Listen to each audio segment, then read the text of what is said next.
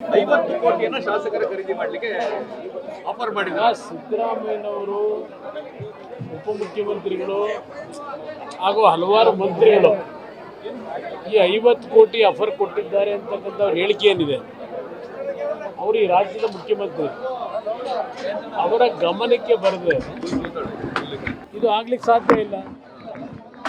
ಇದು ಬಹುಶಃ ಈ ರೀತಿಯ ಹೇಳಿಕೆ ಯಾರೋ ಒಂದು ರೀತಿಯ ಬಫೂನ್ಗಳು ಕೊಡ್ತಕ್ಕಂಥ ಹೇಳಿಕೆ ಆಗಬಾರ್ದು.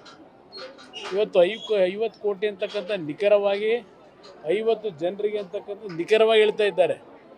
ಸರ್ಕಾರ ಅವ್ರ ಕೈನಲ್ಲಿದೆ. ಹಲವಾರು SITಗಳನ್ನು ರಚನೆ ಮಾಡ್ಕೊಂಡಿದ್ದಾರೆ. ಇದು ಒಂದು SIT ರಚನೆ ಮಾಡೋಕ್ಕೆ ಹೇಳಿ, ತನಿಖೆ ಮಾಡೋಕ್ಕೆ ಹೇಳಿ. SIT ಬಹುಶಃ ಈ ರಾಜ್ಯದಲ್ಲಿ ಇಷ್ಟೊಂದು SITಗಳ ದಾಖಲೆಯ ರಚನೆ ಬಹುಶಃ ರಾಜ್ಯದ ಇತಿಹಾಸದಲ್ಲ, ದೇಶದ ಇತಿಹಾಸದಲ್ಲೇ ನಡೆದಿಲ್ಲ. ಪ್ರತಿಯೊಂದಕ್ಕೂ SIT.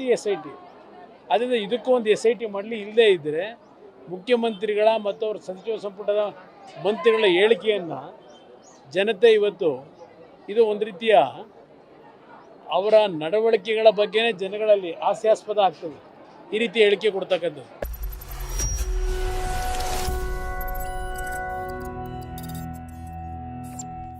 ನೀವು ಗಿರವಿ ಇಟ್ಟು ಬಿಡಿಸ್ಕೊಳಕ್ಕಾಗ್ದಿರೋ ಆಭರಣನ STJ ಗೋಲ್ಡ್ ಕಂಪನಿಯವರು ಬಿಡಿಸಿ ಮಾರುಕಟ್ಟೆಗಿಂತ ಅಧಿಕ ಬೆಲೆಗೆ ತಗೋತಿದ್ದಾರೆ.